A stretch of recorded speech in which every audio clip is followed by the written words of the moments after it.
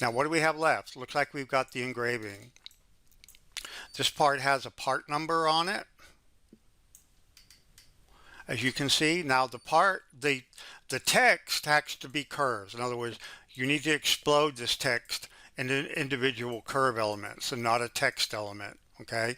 And in most cases, you would want a single stroke font, meaning that it's just one line for the text, okay?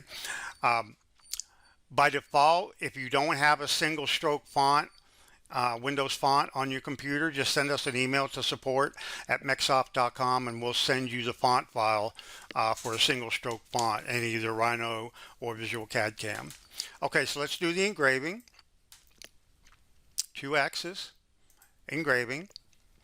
And for the geometry, we're going to just Windows select all of that. Okay. Right click. The tool, we're going to use our V-bit. A tolerance of 1 thou.